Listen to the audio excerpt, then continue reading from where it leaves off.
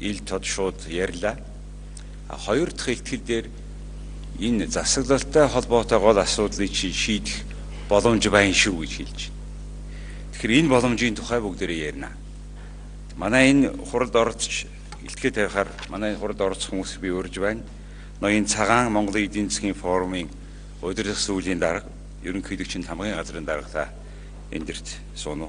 Мөн Хүрлбаатар улсын хурлын гишүүн, Халиунбат ерөнхий захирал Монгол ID компани захирал, Ганхуйг ерөнхий захирал Хера холдинг компани. Ингээ ган очор апу. Ийм хүмүүсийг эндэрт урьж байна. Бид Монголын эдийн засгийн чуулганыг 2 өдрийн турш шууд амжуулан хүргэж байна. За яг одоо бизнесийн орчны талаарх нэгдсэн хуралдаан эхэлж байна. Нэгдсэн хуралдааныг бол эдийн засагч Жаргал сайхан модератораар ажиллан хөтөлж байна. Харин хуралдааныг үргэлжлүүлэн та бүхэн шууд гүлэн хуралдаан их дахин болж байна. Тэгэхээр яг байгаагаар нь ярилцаад санал бодлоо солиод богино хугацаанд энэ хүмүүсийгээ сонсоод тэгээд та бүхэнд бас асуулт тавихын боломжийг олгоноо. За их баярлалаа. Халиунбат. Халиунбат.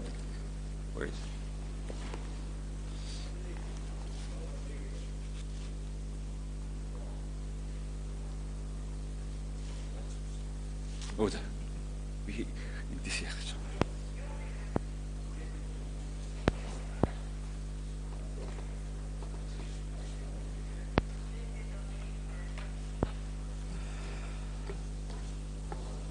За эрхэм бүлдэнд ноён татагтаа нараа та бүхэнд өглөөний мэнд хүргэе.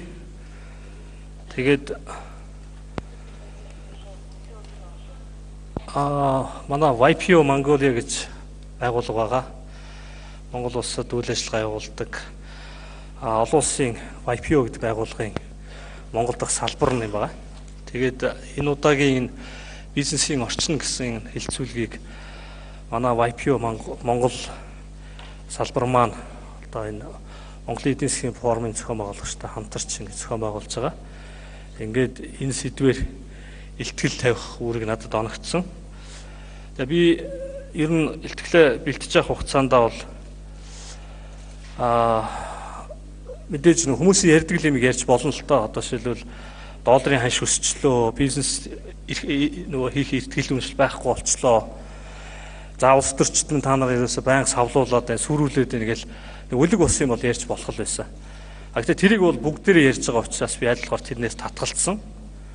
Гэтэл бид нэр ширээний ард ч юм уу эсвэл цөөхүүлээ уулзаа суухаараа өөр юм ярьдаг. Илүү бодиттой ярьдаг. Илүү олон зүйлийн тухай ярьдаг. Тэгэхээр би өнөөдөр бол тэр ширээний ард суугаад ярьдаг тэр зүйлийг яагаад энэ дээр ил гаргаж ярихгүй байгаа юм бэ гэдэг өнцгөөс тодорхой асуудлуудыг хөндөж ярихаар ингээд бэлдсэн байгаа. За мэдээж чуулганы яригдж байгаа формат бол ийм 3 асуудлын хүрээнд байгаа учраас би бас өөрийнхөө илтгэлийг бас 3 асуудлын хүрээнд бэлдсэн байгаа. Тэгээ юуны өмнө бол би нөгөө тунгалаг тамир киноноор гардаг шүү дээ. Хошууны аль муу мухайг ухаад барахгүй гэдэг нөгөө итгэлт баян тэгдэг. Дээрээс нь би чамд хайртай гэдэг кинон дээр баяраа ер нь өөрөө л унтсан юм байлээ шүү дээ гэдээ бас хэлдэг. Тэгэхээр би бол ер нь баяраа өөрөө унтсан тухай ярих гэж байгаа. Тэгээ энэ хүрээнд би бол 3 зах зээл ярих гэж бодсон. За нэгдүгээрт нь бол барилга. Монгол улсад мэдээж барилгын салбар маш олон жилийн түүхтэй, мундаг салбар, маш олон хүн ажилладаг, мэдж байгаа. Олон чин бүтээж байгаа, мэдж байгаа. Яг өнөөдрийн байдлаар зах зээл дээр байж байгаа нийлүүлэлт нь эрэлтээс хэд дахин давчсан байгаа. Энийг бид нар мэдж байгаа. Маш олон орон сууцнд хоосон байгаа. Маш олон офисууд хоосон байгаа. Хамгийн гайхалтай нь нийлүүлэлт нь их байгаа тохиолдолд зах зээлийн зарчмаар үнэ нь унах ёстой шүү дээ. Гэтэл үнэ нь байнга л өссөөр байгаа. Тэгээ өөрөөр хэлбэл энэ зах зээлд бол зах зээлийн зарчмаар явж байгаа юм бол их ховор болчиход байгаа байхгүй юу? Хэрвээ зах зээлийн зарчмаар явж ирсэн бол үнэ нь тодорхой хэмжээнд буурах ёстой байсан. Нийтдээ 8.7 их 80 төгрөгийг энэ зах зээлд аваачаа бид нар гацаадсан байгаа. Ерөнхийдөө маш энгийнээр шударгаар хэлэх юм бол easy money бол easy management л шаарддаг. Өөрөөр хэлбэл хялбар олдсон мөнгийг хамгийн хялбархан менежменттэй юм руу хийдгийн хамгийн тод жишээ бол яалтчгүй барилгын салбар гэж би хэлмээр байна.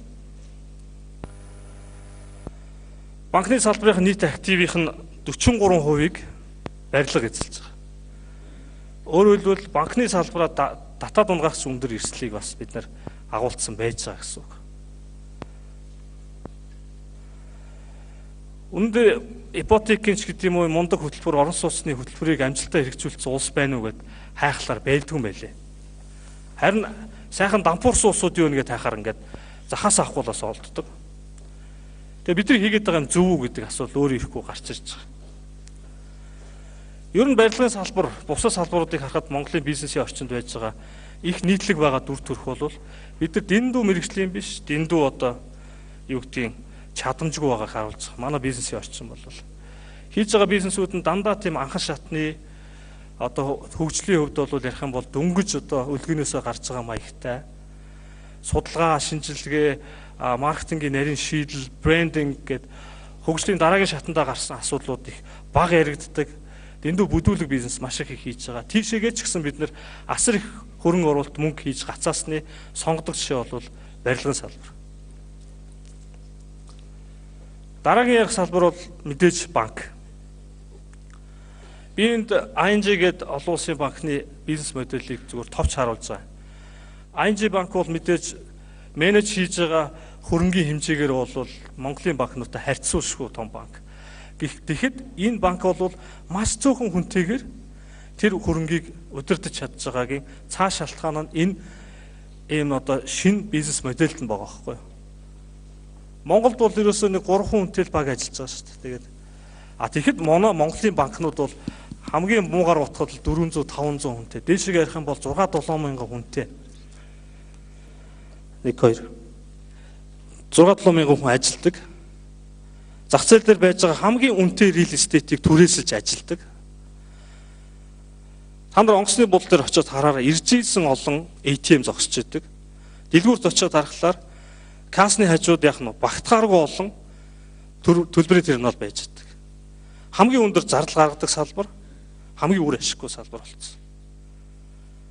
Тэрээс хамгийн бас аимшигтай нэг дүр зураг бол юу гэхээр нийт санхүүгийн зах зээлийн 88%-ийг 4 хүн банк яаж байгаа гэхээр эзэлж байгаа. Тэгэхээр энэ 4 банк Монгол улсын нийт эдийн засгийн эрсдлийг өөр дээрээ авах сонирхол бас байхгүй байх гэж би итгэж байна. Харамсалтай ийм нөхцөл байдал бид нар хүрчихсэн. Банк яагаад ийм болцсон бэ гэж байгаа. За мэдээж энийг бол хуулиас нь хайх хэрэгтэй. Маш олон хууль дээр тухайлбал бидний судалснаар бол 34 хууль дээр банкыг албан ёсоор монопол болгосон заалтууд байгаа юм. Энэ заалтуудын хүрээнд бол банк Монгол улсад яаж яах гэхээр маш олон зүйлийг ганцаараа монополоор хийдэг. Ипотекийн асуудал байсан ч банк гэж ярьдаг. Гадаад төлбөр тооцоо байсан ч банк гэж ярьдаг. Дотоод төлбөр тооцоо байсан ч банк гэж ярьдаг. Иргэдийн хадгаламж байсан ч банк л гэж ярьдаг. Бүх зүйлийг банк хийдэг. Дээрээс нь банкнууд сүүлдээ иргэдээ бизнестэй болчихсон. Энийг нь бас хуулиар боломжийг олгоцтой. Даатгалын салбар руу орж байна. Одоо хөрөнгийн зах зээл рүү орж байна. Маш олон салбар руу орох боломжийг олгож байгаа. Дээрээс нь Монгол банк маш олон журмаараа банкнд бас монопол байдлыг олгодог. Хамгийн тод жишээ нь банк хоорондын төлбөр тооцооны сүлжээ рүү зөвхөн банк л холбогдох ёстой. Өөр хүн холбогдож болдгоо. Тэгтэл олон улсын практикаараа third party processor буюу банк биш этгээдүүд төлбөр тооцоог үүсгэж байгаа. Хамгийн тод жишээ бол бидний мэдих Apple компани, Alibaba тийм маш олон юм байгаа шүү дээ. Visa, Master хоёр ч гэсэн банк биш шүү дээ. Тэгэхээр ингэж олон улсын трендээс гажсан зохицуултыг манай банкны салбарт хийсний ачаар банк бол өнөөдөр Монголд яаж нэг гэхээр өнөмтгөө монопол болж чадсан. Энэндээ тэд нар би их аз жаргалтай байдаг гэж огт бодохгүй байгаа. Дээрээс нь манай санхүүгийн зах зээл дээр байдаг их парадокс үзэгдэл юу гэхээр зээлийн хүү, инфляц, засгийн газрын үн цасны хүүгийн хооронд ямар ч корреляцийн хамаарал байдгүй. Монголд ер нь юм болгон тийм айгүй логикгүй шүү дээ. Сонин тийм сонин улс. Illogical гэж тийм.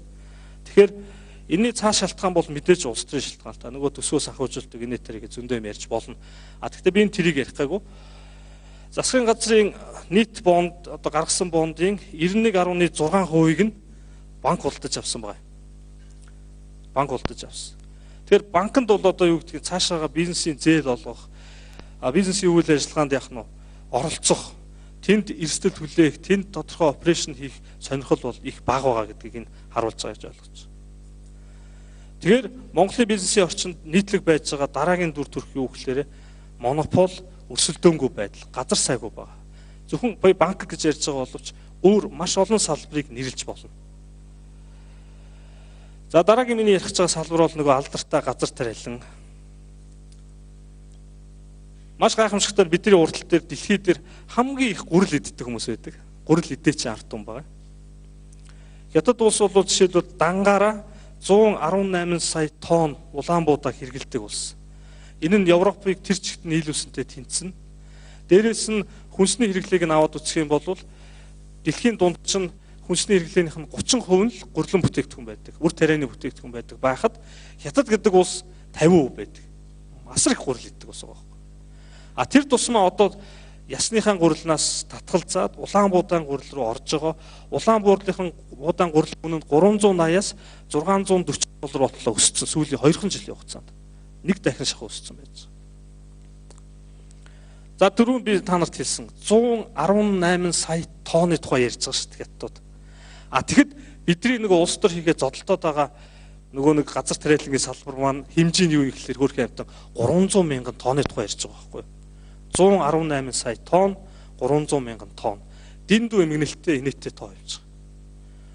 Төрлөө үйлдвэрүүдийн нийт хүчин чадал нь бас адилхан нэг 300 орчим мянган тонн. Тэгэхээр энэ бол дэндүү том зах зээл урталтанд байж байгаа. Харамсалтай нь бид нар энд нэг 300 мянган тонны төлөө асар их хэрүүл хийж байгаа. Тийм л эмгэнэлттэй дүр зураг байна. Тэгээд дээрээс нь татаас авна. Татаас авна. Өөрөөр уйланд дугарж байгаа татаас авдаг. Бас адилхан хуулиар өөрсдөө хамгаалцсан. Янз янзын журам, янз янзын хууль гаргаад Монгол улсаас гурил экспортлох, улаан буудаа экспортлох, гурил импортлох, улаан буудаа импортлох бүх гарцыг сайхан хаагаад авцсан. Монголын бизнесийн орчинд байж байгаа дараагийн түгээмэл дүр зураг бол крони капитализм. Өөрөөр хэлбэл улс төрчсөн бизнес. Энэ бол бүх салбарт байгаа нийтлэг дүр зураг байна. Зөвхөн бизнесийн тодорхой хүмүүсийн тодорхой улс төрчсөн бизнесийн эрх ашигын төлөө эдийн засгийг тэр чигтэн савлуулдаг дүр зураг бол Монголд л байгаа. 1997 онд Азад болсон хямралын гол шалтгааныг крони капитализм гэж тайлбарласан байдаг. Тэгвэл Монголын өнөөгийн хямралын шалтгааныг би юу гэж хэлж байна гэхээр крони капитализм л гэж хэлмээр байна. Бид нар өөрөө буруутай. Ер нь явж баяраа өөрөө л унтсан байгаа байхгүй. Тэгэхээр дүгнэлт хэлэх юм бол Монгол бизнесийн орчныг харах юм бол чадамжгүй байна, дэндүү мэрэгжлийн биш байна. Дээрээс нь маш их тийм монопол, өрсөлдөөнгүй орчнууд бий болцсон байна. Хамгийн аимшигтай нь крони капитализм бол жинхэнэ утгаараа цэцгэлсэн байна. А энэ дээр байж байгаа нэг нийтлэг хоёр дүр зургийг би бас нэмж хэлмээр байгаа. Нэг нь юу гэхээр мэрэгжлийн холбоод. Юу ч хийдгүй юм шиг мөртлөө асар их юм хийдэг холбоод. Маш их тийм лобби, хамгийн муухай юмнуудыг хийдэг. Цөөхөн аж ахуй нэгжүүдийн эрх ашигыг хамгаалдаг. Дээрээс нэг итгээд насан туршдаа тэр дарга нь байдаг. Ингээд өмчлөлтсөн тий. Холбоод бол үнэхээр бидний бизнесийн эрх ашигыг хамгаалж чадахгүй байгаа. Олон нөхцөлийг хөндрүүлж байгаа. Бид нэр бүгдээрээ татвар төлдөг, бүгдээрээ юу гишүүнчлийн авсан хоёр мундаг холбоо байдаг. Тэр хоёрын нэг нь юу гэдэг вэ гэхээр үе үеийн Монгол улсын ерөнхийлөгчийн айлчлалыг зохион байгуулдаг тур шиг болсон. Би нэрийг хэлэхгүй. Нөгөөх нь тодорхой улс төрчийн улс төрийнхөө шатанд ингэж нэг гიშгдэг шат болсон. Хоёр дахь нь. Тэгэхээр ийм холбоод бол манай бизнесийн орчныг төлөөж чадахгүй. Энэ холбоод бидэрт сайн хизээч хийхгүй. Тэгэхээр энэ нэг балаа холбоо гэсэн юм а болмоор байгаа. Дээрээс нь бизнесийн орчин түгээмэл байгаа юм бол бид нар асар их боломжийг алдж байгаа. Түрүүн харсан тий 8.7 их найт төгрөг барилгад аваачаад гацаатсан. Банкнууд нь өөрийнхөө бизнест оруулах байсан мөнгөө төсвөрөө аваачаад хийчихсэн. Өөр юм зарцуулж болох байсан мөнгийг газар тариалахын компаниуд татаас хэлбэрээр авцсан. Ингээд энд байж байгаа мөнгийг ярих юм бол асар их мөнгө байгаа байхгүй. Энийг өөр юмд оруулсан бол яах вэ гэж өөрөө ирэхгүй бодогдохоор их мөнгө байгаа. Тэгэхээр эдийн засгийг ингэж итгэхгүй болгосон гацаасан буруут нь явж бид нар өөрсдөө л байгаа байхгүй. За дараа нь бид нарыг ямар сорилтууд хүлээж байна гэдэг талаар хэдэн санаа байгаа. За мэдээж гадаадын хөрөнгө оруулалт бол байхгүй болчихсон. Дотоодын хөрөнгө оруулалт бол бас байхгүй болчихсон. Дээрээс нь Монгол хүн гадагшаага явдаг урсгал нь буцаад бий болчихсон. Яг энэ дээр албан ёсны статистик байдгүй юм байлээ л. Тэгээ би харин аз уулж Швейцар улсын засгийн газрын албан ёсны статистик олсон байхгүй юу? Дэлхийн маш олон улс байгаа шүү дээ. Тэр дунд Швейцар руу цагаачлах гад үргэлжлэл өгч байгаа улсуудаас Монгол 3-т тууж байгаа байхгүй юу? Тэгээ бид нар бол тарих гадагшилдаг нөгөө үзэгдэл бол үгүй эхэлсэн гэж би хэлмээр байна. Тэгэхээр бидний өмнө ямар сорил байна вэ гэж байгаа. Нэгдүгээрт өөрөөр хэлбэл хөрөнгө оруулалт буурчихсан, тархин гадагшилж байгаа тохиолдолд энд ямар нэг эдийн засгийн идэвхтэй үйл ажиллагаа байхгүй болж байна гэж хэлж байгаа. Өдөр ирэх тусам эдийн засгийн идэвхжил буурч байгаа. Тэгтэл дэлхийн нийт яаж нэг гэж байна. За Япон улс бол жишээлбэл 21-р зууны манай гол экспорт бол робот юм а гэж зарлцсан энэ чиглэлд асар их юм хийж байгаа. Дээрээс нь та бүхэн сүүлд өнгөрчлөө. Сүүлд харсан бах. За химэл оюун ухаан уже амьдрал нэвтэрсэн. Microsoft-ийн жишээг сонссон бах те. Нөхдүүд химэл оюун ухаан дээр суурилсан твитийн аккаунт нээсэн чинь маш эвгүй байлд орсон те. Тэгтэл хятадууд болохоор Show Eyes гэдэг бяцхан eyes гэдэг нэртэй ухаалаг тийм чатыг уже нэвтрүүлсэн байгаа. Тэгэхээр дэлхийн нийтээр бол технологи бол гайхамшигтай хөгжиж байгаа. Харамсалтай нь бид нар яаж нэхлээрээ яг энэ бүх юмнаас хоцорч байгаа. Би юу гэж хэлмээр санагдаж байгаа гэхээр 20-р зууны ихэнх үед Монгол яг нэг иймэрхүү л байсан. Тэр үед бид нар дэлхийгээс хоцорсон байсан зай өнөөдөр яг хэвээрээ байгаа байхгүй. Бид нар арай өөр хэлбэртэй болсон. Яг уу iPhone хэрэглэдэг болсон. За костюм өмсдөг болчих. Тэгвэл бидний хоцрогдсон зай яг тэр хэвээрээ байж байгаа. Тэр нь бол бидний хувьд асар том чаленж. За дараагийн миний хэлэх гэдэг point бол ер нь бол бид нар бас нэг юмас оцроод байгаа. Тэр нь өгөхлөөр энэ дээр би дэлхий дээр байж байгаа нийт хөрөнгийн хэмжээг харуулж байгаа. Ерөнхийдөө 300 триллион US доллар өнөөдөр дэлхий дээр мөнгө бүтээж байгаа, баялаг бүтээж байгаа. Хөрөнгө оруулалт нь хаашаа хийгдэж байгаа нэхлээрээ хамгийн их хийгдэж байгаа хөрөнгө оруулалт бол дэд бүтц рүү хийгдэж байгаа. Дэлхий дээр асар их мөнгө дэд бүтц рүү хийгдэж байгаа. Энэ хэрээрээ дэлхий яаж байгаа нэхлээр ийм амир одоо юу гэж интеграцид орж байгаа. Дэд бүтцийн интеграцид. Агаарын тээвэр, төмөр зам, газын хоолой, шилэн кабель, тэгээд усан зам, одоо авто зам гэдэг юу гэж болдгийг бүх төрлийн одоо дэд бүтцээр дэлхийн нийт холбогдож байгаа. Ер нь бол том мега дэд бүтцийн хабууд гэдэг ойлголт гараад ирсэн. Дэлхийд дээр нэг 10 хэдэн том хаб байж байгаа. Хамгийн эмгэнэлтэй нь бид нар энэ том интеграцийн бүр хаанч байхгүй тэр харанхуй буланд нь үлдчихэж байгаа байхгүй. Эмгэнэлтэй нь тэр. Тэгэхээр бид нар дахиад л хоцорч байгаа. За дараагийн ярих гэж байгаа point бол жоох эвгүй улс төрчин маягтай. Монголд 3 сая иргэн байна. 1 сая хүн ажил хийж байна. Дахиад нэг сая 300 мянган хүн тэтгэврийн сурагч, оюутан, бүртгэлтэй ажилгүй хүн энэ гэдэг нэг сая 300 гаруй мянган хүн. Дахиад нэг 700 орчим мянган хүн юу хийдгийг мэддэхгүй амьдэрдэг. Өөрөөр хэлбэл Монгол хүн нэг ажил хийдэг монгол хүн өөрөөсөө гадна дахиад 2 хүн хичээдэг. Тэгээ Монголд яагаад ингэж юу ч хийхгүй амьдраад болоод идэм бэ гэдэг асуултанд хариулт нь айгүй ойлгомжтой. Асар их үнгүй мөнгө өгдөг, янз янзын мөнгө өгдөг, тий? Бид нар мэднэ шүү дээ. Зөндөө олон жишээг бид нар мэднэ. Дээрээс нь яаж яхад бас 50 сая малтай. Тийм үү? Ийм байгаа тохиолдолд ажил хийхгүй амьдраад байж болж байгаа. Тэгээ хамгийн панаалтай нь бас бүгдээрээ айгүй их интернетэд хэрэгэлдэг. Би одоо IT-г бизнес хийдэг учраас айгүй сайн мэдж. 2.1 сая хүн өнөөдөр идэвхтэй интернет хэрэглэгч. 1.3 сая Facebook аккаунт байж байгаа. Энд Facebook-ийн аккаунтыг ашиглаад мундаг улс төрчин, Moon гээл улс төрчин, Хятадууд гээл улс төрчин, супер улс төрчдөг. Энийг нь дэврээдэг, энэ дээр тоглодог улс төрчдөр нь ч бий байдаг. Хамгийн аимшигтай ийм эдийн засгийн идэхгүй хүн амтай. Тэд нар ингэж их улс төрчдөг, бие бинийгээ үзэн яддаг, талцдаг. Энэ улс юунд хүрдэггүй гэхээр айгүй ойлгомжтой дүр зураг, хүчирхийлэл хүрдэг. Яг ийм үйл явдал 1994 онд Руандад болсон байгаа байхгүй. Хоёрхан овогтой улс байсан. Түүцээ нөгөөтг нь юу вэ? Устцсан учраас нэрлээд яхав. Бид нар шиг байж байгаа л нэг сонгуулийн дараа л бие бинийгээ үзэн ядаал 3 сарын дотор 1 сая хүн алдсан шүү дээ. Өөрөөр хэлбэл нөгөө нь миний нэрийн дуртахгүй байгаа ховгийг тэр чигт нь газар өрснөөс аваа ийцсэн.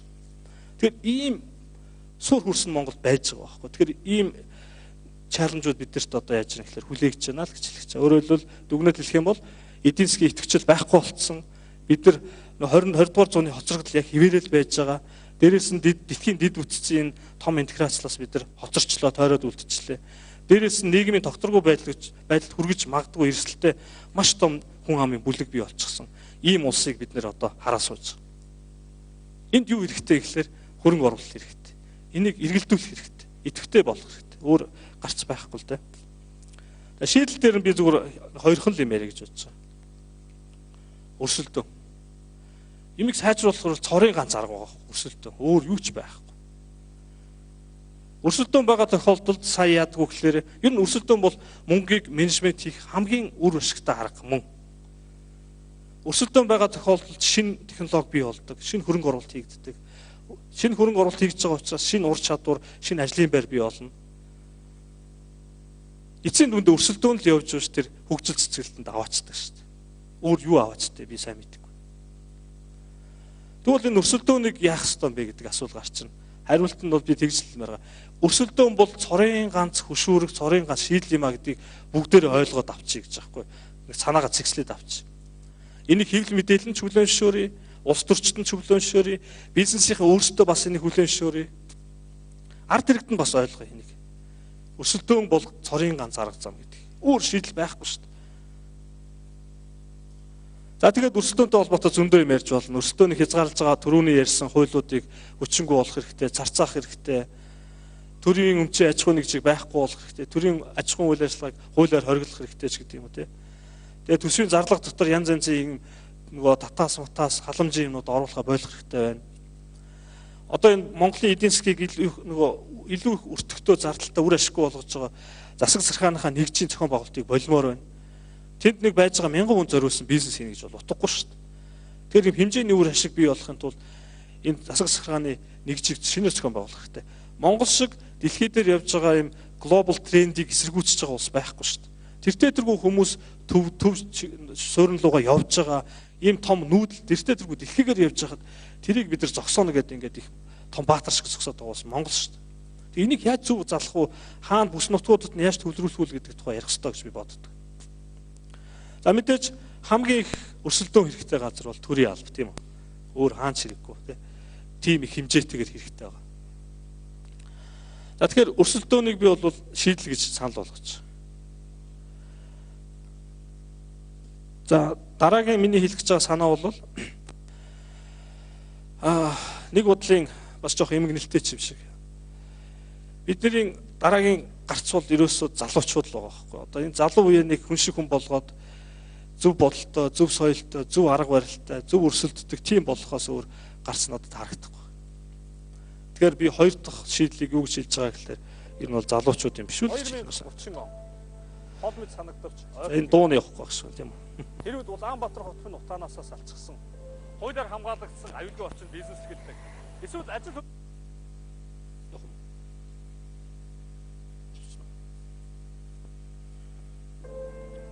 2030 он хол мэд санагдавч ойрхон ирээдүй. Тэрүүд Улаанбаатар хотын утаанаасаа салчихсан. Хуулиар хамгаалагдсан аюулгүй орчин бизнес эрхэлдэг.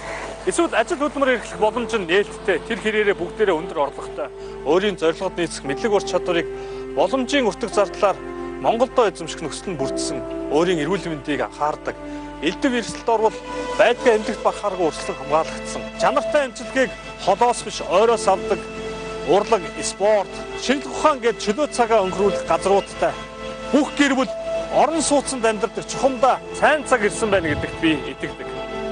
Монголчууд эрт цагаас үлгэр домогтой хүртэл зөгнөн ярьж ирсэн сайн цагийг хэрхэн наашлуулах вэ гэдэг асуулт өөрийн эрэхгүй шинэ үе рүү залуус руу хөдөлдөг. Монгол хүн Монголын баялаг нэвтрүүлгийг залуус та бүхэндээ, үзэгч та бүхэндээ зориуллаа.